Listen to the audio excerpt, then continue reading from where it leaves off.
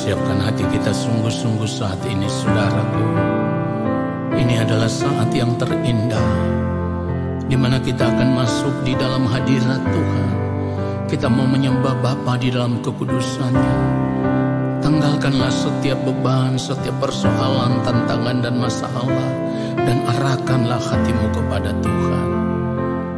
Haleluya. Saat di hadirat-Mu, saat di hadirat-Mu, saat yang terindah, saat yang terindah. Haleluya. Saat menyembah Bapa dalam kekudusan, dalam kekudusan. Amin. Haleluya. Katakan sekali lagi, saat di hadirat-Mu, saat di hadirat-Mu, saat yang terindah, saat yang terindah. katakan saat ku angkat tangan, saat ku angkat tangan, menyembah Yesus, menyembah Yesus. Mari katakan kepada Roh Kudus, pimpinku. Roh Kudus pimpin Saat ku menyembah, saat ku menyembah. urapi hamba-Mu, Urapi hamba-Mu Tuhan, di hadirat-Mu, di hadirat-Mu. Mari katakan sekali lagi, saat di hadirat-Mu, Saat di hadirat-Mu, amin. Saat terindah, saat yang terindah. kami mau mengangkat tangan di hadapan-Mu, ya Allah. Saat ku angkat tangan, menyembah Yesus. Roh Kudus pimpinku, Roh Kudus pimpinku. haleluya. Saat ku menyembah, Urapi hamba-Mu, urapi hamba-Mu Tuhan, katakan di hadirat-Mu, di hadirat-Mu. katakan sekali lagi, Roh Kudus pimpinku. Roh Kudus pimpin. Yes Lord, saat ku menyembah, Saat ku menyembah, urapi hamba-Mu, urapi haleluya. hamba-Mu Tuhan, di hadirat-Mu. Ya Roh Kudus, pimpin kami menyembah.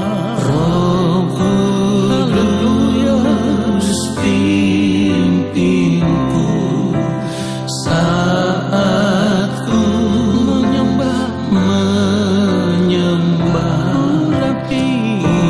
urapi Haleluya. hamba-Mu Tuhan, di hadirat-Mu. Urapilah kami ya Bapa di sorga. Urapi Haleluya. hamba-Mu Tuhan, di hadirat-Mu, Di hadirat-Mu, di hadirat-Mu, oh di hadirat-Mu, di hadirat-Mu.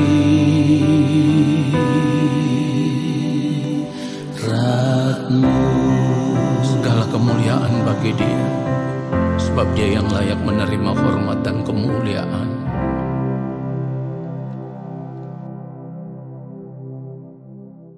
Baiklah, mari kita siapkan hati kita, mari kita semua berdoa. Bapa, kembali kami rindu mendengarkan kebenaran firman-Mu. Kami rindu mendengarkan Bapa berbicara bagi kami. Kuduskan setiap kami di dalam kebenaran-Mu ya Allah. Dan biarlah apa yang kami dengar, itu dapat kami mengerti di dalam pengurapan Roh Kudus.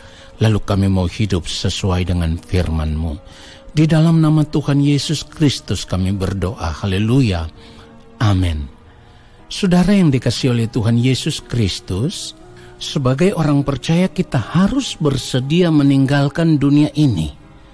Nah, itu bukan berarti kita sudah tidak lagi ada di dunia ini. Tetapi yang dimaksudkan dengan bersedia meninggalkan dunia ini adalah kita harus bersedia meninggalkan cara hidup yang sama dengan dunia. Ya, kita harus bersedia meninggalkan cara hidup kita yang sama dengan dunia. Meninggalkan dunia ini juga berarti melepaskan diri dari keterikatan dengan dunia ini di dalam bentuk apapun, ya. Keterikatan kita dengan dunia ini dalam bentuk apapun itu harus dilepaskan. Dalam hal ini kita harus berani untuk melepaskan diri dari segala bentuk kesenangan hidup dunia. Kita harus berani melepaskan semuanya itu, saudaraku. Ciri dari orang percaya yang mau melepaskan diri dari semua keterikatan dengan dunia ini itu terlihat jelas di dalam hidupnya. Dan ciri itu bisa terlihat di mana ia tidak akan lagi menoleh ke belakang. Artinya, tidak akan melihat lagi kehidupannya yang lama. Tidak lagi mengharapkan kebahagiaan dunia ini dalam bentuk apapun. Nah, saudara yang dikasihi oleh Tuhan Yesus Kristus, tentu hal ini perlu perjuangan. Kenapa? Karena tidak mudah untuk seseorang melepaskan diri dari keterikatan dengan segala bentuk kesenangan hidup dunia yang sudah terlanjur ia nikmati selama bertahun-tahun, yang sudah terlanjur mengikat jiwanya yang dipenuhi dengan berbagai keinginan daging. Dan keinginan daging itu selalu membuahkan dosa. Itu yang perlu kita ingat. Sebab keinginan daging selalu berlawanan dengan keinginan roh. Kalau kita melihat kebenaran firman Tuhan di dalam Galatia pasal yang kelima ayat 17, firman Tuhan katakan, sebab keinginan daging berlawanan dengan keinginan roh, dan keinginan roh berlawanan dengan keinginan daging. Karena keduanya bertentangan, sehingga kamu setiap kali tidak dapat melakukan apa yang kamu kehendaki. Saudaraku, itulah kenapa saya katakan bahwa ini tidak mudah, perlu perjuangan. Kita perlu berjuang sungguh-sungguh untuk melepaskan diri dari segala keterikatan dengan dunia ini. Nah, saudara, mungkin saudara akan bertanya, mengapa kita harus melepaskan diri dari dunia ini? Atau mengapa kita harus meninggalkan dunia ini? Saudara, perhatikan baik, keterikatan dengan dunia akan membuat kita selalu hidup menuruti keinginan daging. Padahal seperti yang firman Tuhan katakan bahwa keinginan daging itu adalah maut. Artinya keinginan daging akan membawa kita kepada kebinasaan kekal. Kalau kita baca kebenaran firman Tuhan, Roma pasal yang ke-8, ayat yang ke-6 dan ayat yang ke-7, firman Tuhan katakan, karena keinginan daging adalah maut, tetapi keinginan roh adalah hidup dan damai sejahtera.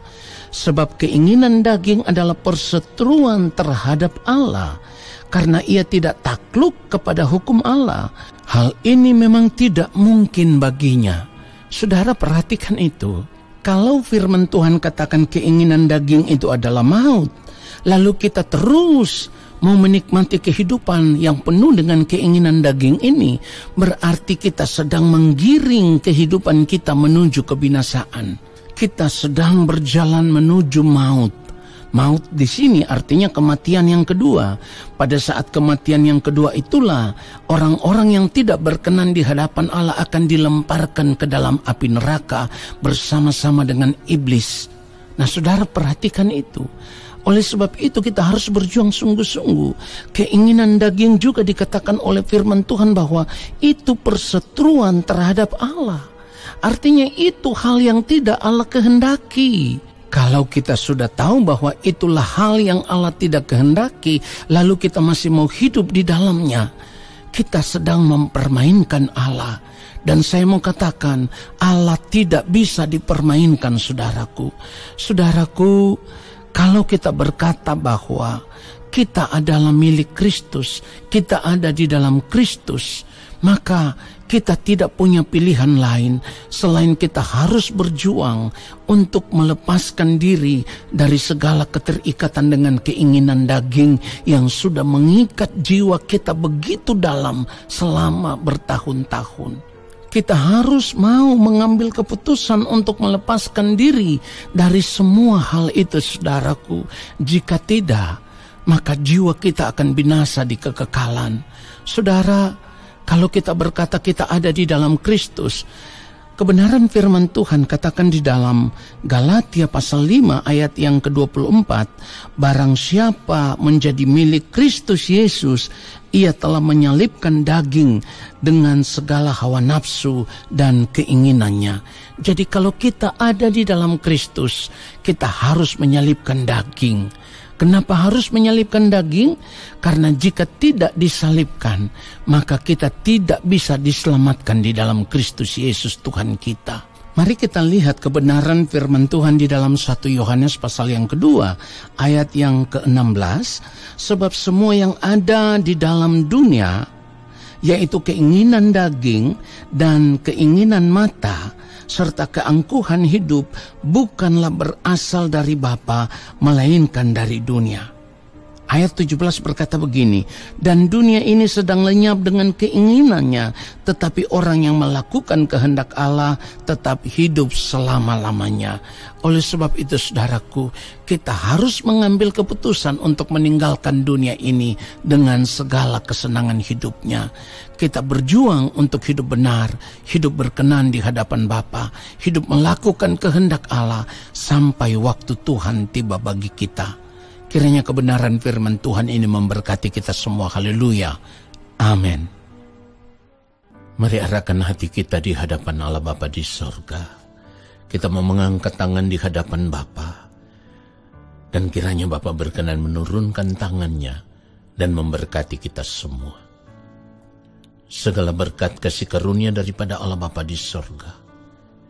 Rahmat cinta kasih yang berlimpah-limpah dari Gembala Agung Tuhan Yesus Kristus, di dalam persekutuan yang manis dengan Roh Allah yang kudus, kiranya turun atas kehidupan kita semua, menyertai langkah hidup kita semua, dan memberkati kehidupan kita semua, sekarang dan sampai selama-lamanya. Amin.